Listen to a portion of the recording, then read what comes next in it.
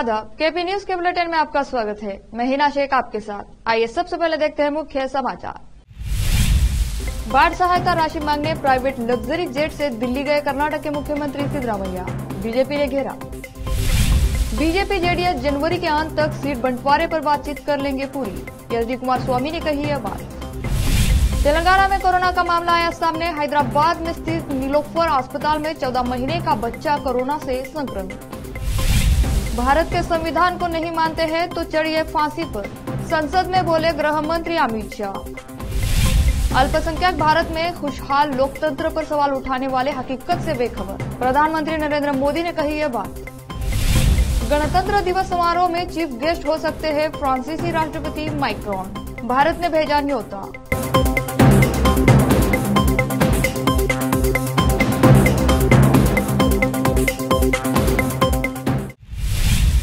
अब समाचार विस्तार से।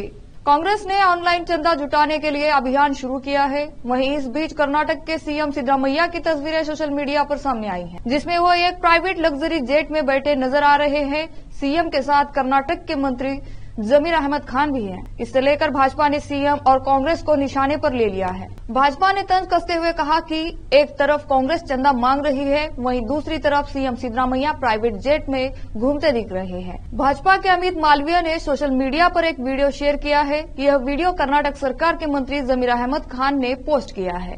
इस पोस्ट में अमित मालवीय ने लिखा है कि एक तरफ कांग्रेस ऐसे दिख रही है कि वह चंदा मांग रही है।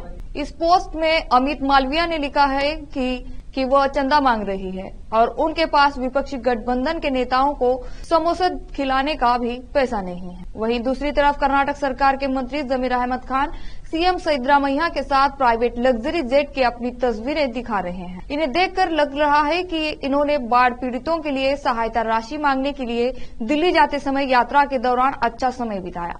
दुर्भाग्य यह है कि कर्नाटक में प्रशासन चरमराया हुआ है, लेकिन कांग्रेस की लूट जारी है।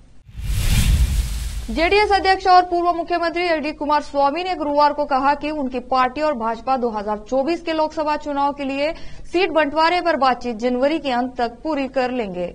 जेडीएस के राष्ट्रीय अध्यक्ष एचडी देवेगौड़ा के साथ प्रधानमंत्री नरेंद्र मोदी से मुलाकात करने वाले कुमारस्वामी ने कहा कि बैठक के दौरान इस मामले पर चर्चा हुई। गौड़ा के बेटे और विधायक एचडी रेवन्ना, साथ ही उनके पोते हसन सांसद प्रज्वल रेवन्ना भी यहां उनके आवास पर मोदी से मुलाकात के लिए उनके साथ थे।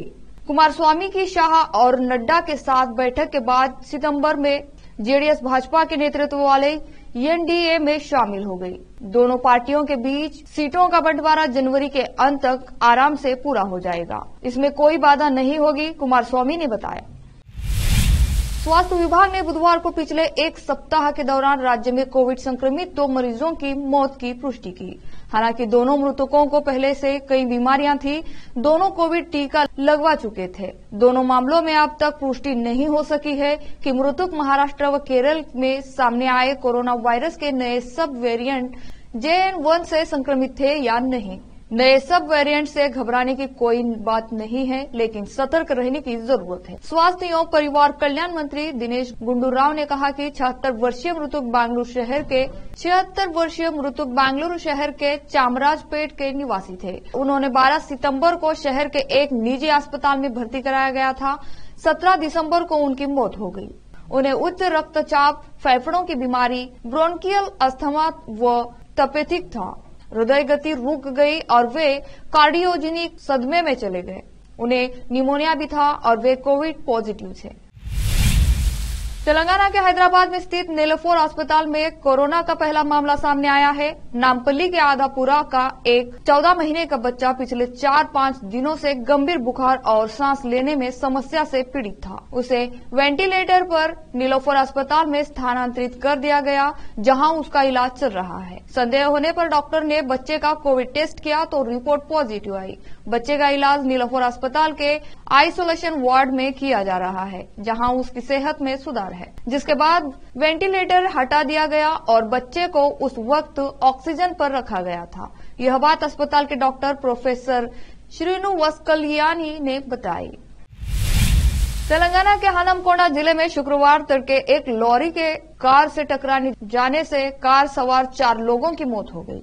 और 3 लोग घायल हो गए। पुलिस ने यह जानकारी दी। उन्होंने बताया कि यह घटना जिले के एलकातुर्ती मंडल में हुई। विपरीत दिशा से आ रही एक लॉरी ने कार को टक्कर मार दी, जिससे कार सवार 4 लोगों की मौके पर ही मौत हो गई और 3 लोग घायल हो गए। घायलों को सरकारी अस्पताल में भर्ती कराया गया है।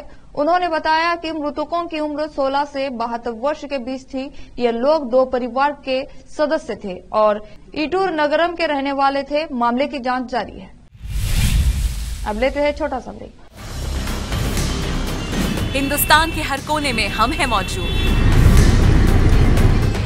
24 घंटे हालात पर गहरी नजर, खबरों से जुड़े चुपते सवालात और आपको दिखाता है धार्मिक, सामाजिक, राजनीतिक, लोकल और इंटरनेशनल न्यूज की सबसे बेहतर कवरेज, जो आपको रखती है हर पल बाखबर। देश और दुनिया भर की खबर के लिए देखते रहें केपी न्यूज 24/7। ब्रेक के बाद आपका स्वागत है। देश में लागू आईपीसीसी और सीआरपीसी के स्थान पर केंद्र की ओर से लाए गए 3 विधेयकों को गुरुवार को राज्यसभा में पास हो गए। इससे एक दिन पहले बुधवार को उन्हें लोकसभा में पास किया गया था। राज्यसभा में बिल पेश करते हुए केंद्रीय गृह मंत्री ने दया याचिका पर अहम बात की। उन्होंने कहा कि अब राष्ट्रपति से सजा कम कराने के लिए दोषियों को खुद अपील करनी होगी। उनकी जगह पर कोई एनजीओ या दूसरे व्यक्ति राष्ट्रपति के यहाँ दया याचिका दायर नहीं कर सकेंगे। उन्होंने कहा, अब गंभीर अपराधों में खुद दोषी को अपने गुनाहों की माफी मांगते हुए राष्ट्रपति के यहाँ दया याचिका दायर करनी होगी। उनके स्थान पर कोई एनजीओ या अन्य व्यक्ति इस तरह की अर्जी नहीं दे सकते। जो लोग भारत के संविधान को ही नहीं मानते, उन पर 2 दया याचिका वैसे ही लागू नहीं होती। अब आप संविधान ही नहीं मानते तो चढ़िए फांसी पर। प्रधानमंत्री नरेंद्र मोदी ने लगातार तीसरी बार 7 लोक कल्याण मार्ग स्थित पीएम आवास पर लौटने का भरोसा जताया है। ब्रिटेन के प्रतिष्ठित अखबार फाइनेंशियल टाइम्स को दिए गए एक इंटरव्यू में प्रधानमंत्री ने कहा, आज भारत के लोगों की 10 साल पहले की तुलना में बहुत अलग आकांक्षाएं हैं। लोगों को एहसास है कि हमारा देश उड़ान भरने को तैयार है। वे चाहते हैं कि इस उड़ान में तेजी लाई जाए और वे जानते हैं कि यह सुनिश्चित करने के लिए बीजेपी ही बेस्ट पार्टी है, जो उन्हें यहां तक लेकर आई है। सुप्रीम कोर्ट ने इस साल अब तक 52,191 केसों का निपटारा किया है। यह सुप्रीम कोर्ट में इस साल दर्ज 49,191 मामले से 3,000 अधिक है। सुप्रीम कोर्ट द्वारा जारी आंकड़ों से यह बात सामने आई है। सुप्रीम कोर्ट ने इस साल कई अहम और सालों से लंबित मामलों में भी फैसले सुनाए और उनका निपटारा किया। इनमें जम्मू कश्मीर से आर्टिकल 370 हटाने के सरकार के फैसले को चुनौती देने वाली याचिकाओं पर फैसला भी शामिल है। संवैधानिक बेंच ने केंद्र के आर्टिकल 370 हटाने के फैसले को वैध माना था। इसके अलावा सुप्रीम कोर्ट ने समलैंगिक शादियों को मान्यता देने से भी इनकार कर दिया था। शीर्ष अदालत ने फैसला दिया था कि राष्ट्रीय राजधानी में दिल्ली सरकार के पास सेवाओं पर विधायी और कार्यकारी शक्ति होगी। सुप्रीम कोर्ट द्वारा जारी बयान में कहा गया है, एक अन्य उपलब्धि में भारत का सर्वोच्च न्यायालय 1 जनवरी 2023 से 15 दिसंबर 2023 तक 52,191 मामले का निपटारा करने में सक्षम रहा है, जिसमें 45,642 विविध मामले और लगभग 6,549 नियमित मामले शामिल है। साल 2023 में कुल 49,191 मामले सुप्रीम कोर्ट के पास पहुंचे, जबकि 52,191 मामले का निपटारा हुआ। इससे पता चला है कि इस साल सुप्रीम कोर्ट दर्ज मामले की तुलना में अधिक मामले का निपटारा करने में सक्षम था। 2024 लोकसभा चुनाव करीब है। फरवरी में अंतरिम बजट पेश किया जाना है। इससे पहले हेल्थ इंश्योरेंस को लेकर टेंशन में रहने वाले लोगों के लिए अच्छी खबर आई है। जी हां, केंद्र सरकार आयुष्मान योजना को विस्तार देने जा रही है। भास्कर की रिपोर्ट में दावा किया गया है कि मीडिया रिपोर्ट में दावा किया गया है कि सरकार आयुष्मान योजना के तहत इलाज खर्च की सीमा दोगुनी कर 10 लाख रुपए करने की सोच रही है। अगर ऐसा होता है तो इस फैसले का असर व्यापक होगा। देश में करीब 41 करोड़ लोगों के पास कोई हेल्थ बीमा नहीं है। बिहार के उप मुख्यमंत्री तेजस्वी यादव ने गुरुवार को प्रवर्तन निदेशालय ईडी के नए समन का विरोध करने और पेश नहीं होने का हिंट दिया। उन्होंने कहा कि इस संबंध में कुछ भी नया नहीं है और भाजपा पर ये आरोप लगाते हुए कहा कि केंद्रीय एजेंसियां भारतीय जनता पार्टी के इशारों पर काम कर रही है। ईडी ने तेजस्वी यादव को शुक्रवार को दिल्ली में पेश होने के लिए कहा है। उन्होंने कहा कि वो पहले भी कई बार ईडी के समन का पालन कर चुके हैं, लेकिन अब ऐसा लगता है कि यह नियमित बात बन गई है। तेजस्वी ने यह भी कहा है कि उन्होंने हमेशा कहा है कि केंद्रीय एजेंसियां भाजपा के दबाव में काम कर रही हैं। उन्होंने कहा कि मेरी भविष्यवाणी सच हो गई। मैंने पहले ही कहा था, राजस्थान, मध्य प्रदेश और छत्तीसगढ़ में विधानसभा चुनाव खत्म होते ही ये एजेंसियां फिर से काम पर लग जाएंगी और बिहार, झारखंड और दिल्ली पर अपना निशाना साधेगी।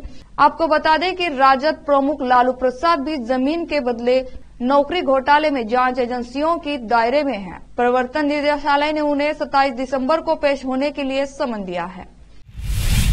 फिर से लेते हैं छोटा सा ब्रेक।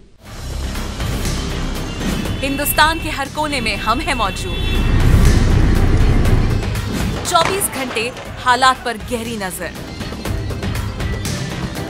खबरों से जुड़े चुपते सवालात और आपको दिखाता है धार्मिक, सामाजिक, राजनीतिक, लोकल और इंटरनेशनल न्यूज की सबसे बेहतर कवरेज, जो आपको रखती है हर पल बाखबर। देश और दुनिया भर की खबर के लिए देखते रहें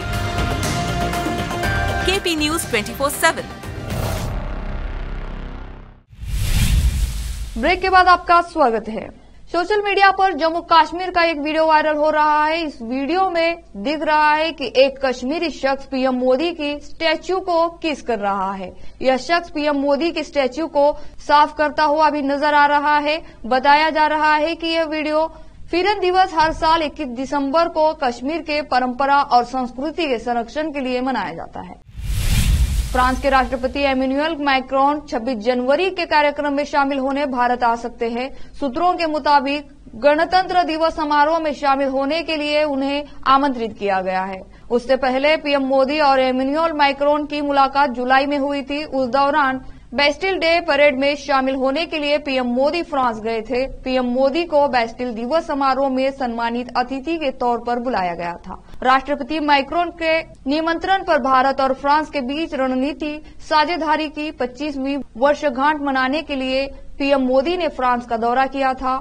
पीएमओ ने एक बयान में कहा, भारत फ्रांस रणनीति साझेदारी की 25वीं वर्षगांठ के अवसर पर एक सैन्य बैंड के नेतृत्व में 241 सदस्यीय त्रिसेवा भारतीय सशस्त्र बलों की टुकड़ी ने भी परेड में भाग लिया। भारतीय सेना की टुकड़ी का नेतृत्व पंजाब रेजिमेंट ने किया था। उसके बाद राजपूताना राफेल्स रेजिमेंट भी इसका हिस्सा बनी।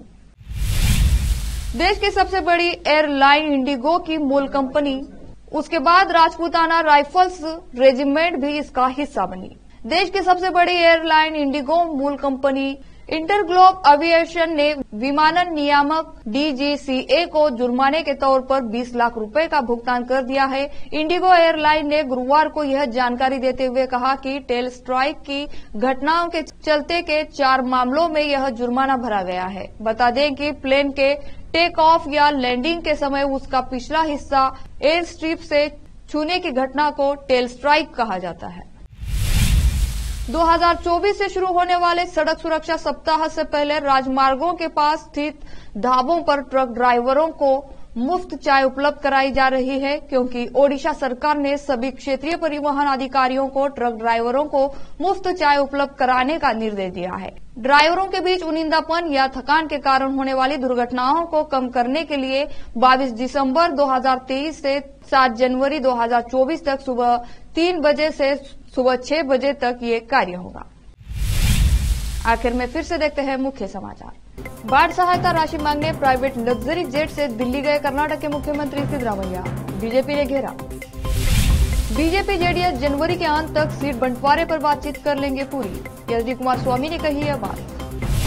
तेलंगाना में कोरोना का मामला आया सामने। हैदराबाद में स्थित नीलोफर अस्पताल में 14 महीने का बच्चा कोरोना से संक्रमित। भारत के संविधान को नहीं मानते हैं तो चढ़िए फांसी पर, संसद में बोले गृह मंत्री अमित शाह। अल्पसंख्यक भारत में खुशहाल लोकतंत्र पर सवाल उठाने वाले हकीकत से बेखबर, प्रधानमंत्री नरेंद्र मोदी ने कही ये बात। गणतंत्र दिवस समारोह में चीफ गेस्ट हो सकते हैं फ्रांसीसी राष्ट्रपति मैक्रोन, भारत ने भेजा न्योता।